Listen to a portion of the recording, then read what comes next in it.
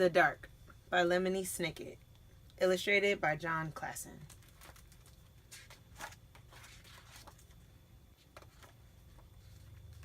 Laszlo was afraid of the dark. The dark lived in the same house as Laszlo, a big place with a creaky roof, smooth, cold windows, and several sets of stairs. Sometimes the dark hid in the closet. Sometimes it sat behind the shower curtain. But mostly it spent its time in the basement. All day long, the dark would wait in the distant corner, far from the squeaks and rattles of the washing machine, pressed up against some old damp boxes and a chest of drawers nobody ever opened. At night, of course, the dark went out and spread itself against the windows and doors of Laszlo's house. But in the morning, the dark would be back in the basement where it belonged. Laszlo would peek at the dark every morning. "Hi," he would say. "Hi, dark." Laszlo thought that if he visited the dark in the dark's room, maybe the dark wouldn't come visit him in his room. But one night, "Laszlo," the dark said in the dark. The voice of the dark was as creaky as the roof of the house, and as smooth and cold as the windows, and even though the dark was right next to Laszlo, the voice seemed very far away. "What do you want?" asked Laszlo. "I want to show you something," said the dark.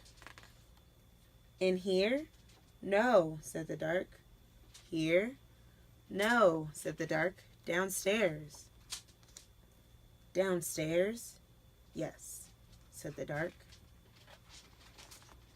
In Laszlo's living room was the biggest window in the house. Laszlo looked out at all the dark outside.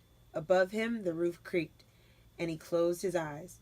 Now the dark was all Laszlo could see. "No, no," said the dark. "Not there. Down here."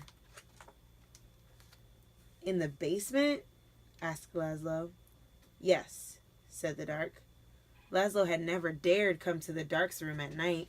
"Come closer," said the dark. Laszlo came closer. "Even closer," said the dark. You might be afraid of the dark, but the dark is not afraid of you. That's why the dark is always close by.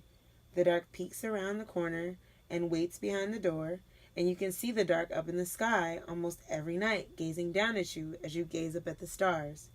Without a creaky roof, the rain would fall on your bed, and without a smooth, cold window, you could never see outside, and without a set of stairs, you could never go into the basement, where the dark spends its time. Without a closet, you would have nowhere to put your shoes, and without a shower curtain, you would splash water all over the bathroom.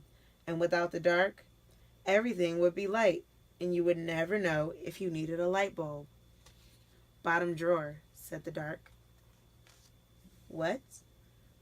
"Bottom drawer," said the dark. "Open the bottom drawer." "Thank you," said Laszlo. "You're welcome," said the dark. By the time Laszlo got back into bed, the dark was no longer in his room, except when he closed his eyes to go to sleep. The next morning, Laszlo visited the dark in the basement. "Hi," he said. "Hi, dark." The dark didn't answer, but the bottom drawer was still open, so it looked like something in the corner was smiling. The dark kept on living with Laszlo, but it never bothered him again. The end.